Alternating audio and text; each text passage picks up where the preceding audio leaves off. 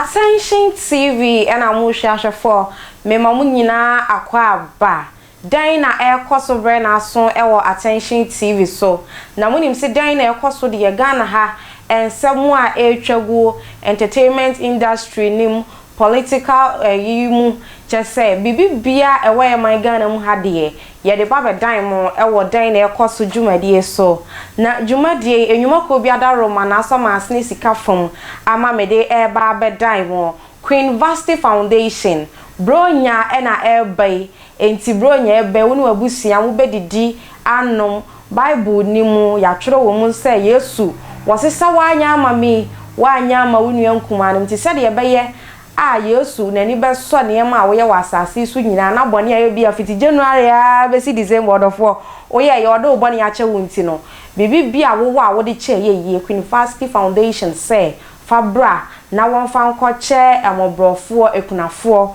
fe wo mo ahomatofo yi so 0548302985 ofre Queen Vasti a Ghana fa na be bia wo no beba aba abeje wa chede se eye mobile money nso a ofre na obeche wedi eda so na no so no wasende na bibia aye kama bia na wo de wo dwentade a wo behye ho ana bronya ebe aka na wotwe kakra bia me awram enti orede no ani aye basa enti ato adwendwen emu abamu mukra for any chere Natis Cosmetic and Boutique wamo aseye ewo ablekuma agape taraz odu ani piem wo a ehodu hwa ye hwe wo rede nani na ya mawenku papa de wo sra ebama wo kala no atimi aglo se bia wapo ho nyame nso oben kafra emu abamu mukra odu ani chemu ewo Natis Cosmetic and Boutique a wamo be hwa wo ama wo enku ama wani menso oben ni nyina apopa e de afiri ho e de amawo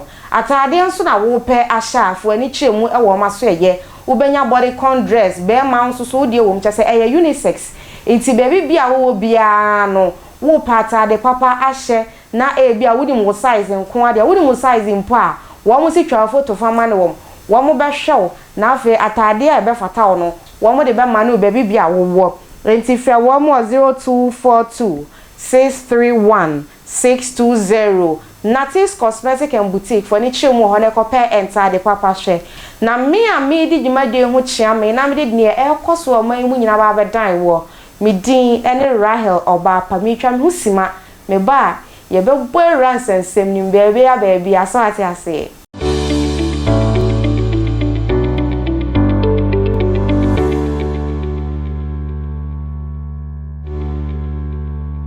me wa kwa base o twen me ema mi twa me husima e ba ne dan na ekoso no ye hyase e de free oduntini Joyce Blessing obi be say Joyce Blessing ha na kache e na ye hyase e de free enche ye nyina ye ni munsem ye de bedan mo Attention TV so say nikunu edin a obi ade nim ni ye pa e ye Dave Joy na Dave Joy no na ka Joyce Blessing din no ne soso ma Dave no ye de Joy ne be soso dan so wo ka Dave a obi a ehu ayi say Dave Joy na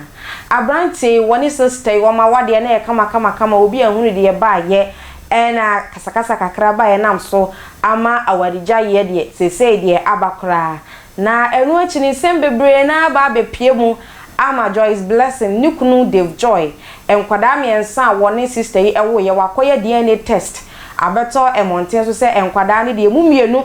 enye be ma ne ba enti sister ne nkwa ne ni baby odi free eno de eyo mu mienu ntemo asem na asem yi ba ye Ghana for say yes Super Joyce Blessing and say yes super no ene ebi mu keka na odwamanfo na asori akita microphone me de na nwuma ye me de pa eye enra nwumre mishia ye shuwa hamashia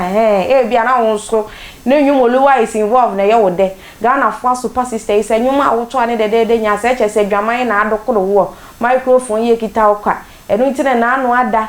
ukogina yi simpie so a wokoto nyum Cecilia Amafo ebe hwi microphone yi free nsam ne ho nsem bebre baage sister yi sen sama Ghana fo mu ken emubu ne ba akokra wakwa koso ne microphone se ne de bia wo ye no Unbreakable Joyce Blessing FM1 waso wo no emubu nda wakwa kogina ne FM a wabie ne social media so Facebook ene wo to ne nyum na wo to ne de otimu sekuti anwum pa wase wo bia wa adwen se watwe wa no asi ne so a wotwetwe ne sere ne abasa se wono na ne de abeto apa so e na mo ka de wono ne mfa ne ho ne wonim ne so ndo odan nyame akuma se bro no bia se dan nyame ono de odan nyame ti de mo keke bia no mo nka mo me enkohwa Joyce Blessing ni video yi emra sisia.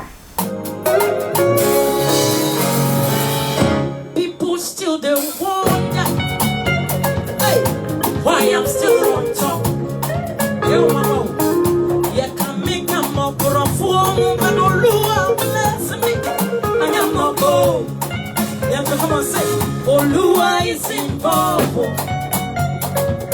Olua is involved. Sister Joyce ena yeko share no mo hwesa de nani age a tese wo to no nwomo ne ade a wutimu se sam na Ghana fo mo keka na wakoba adwaman ena se enkoda mienu ikura anya bra yidia ena fa ikosi hini nyina woso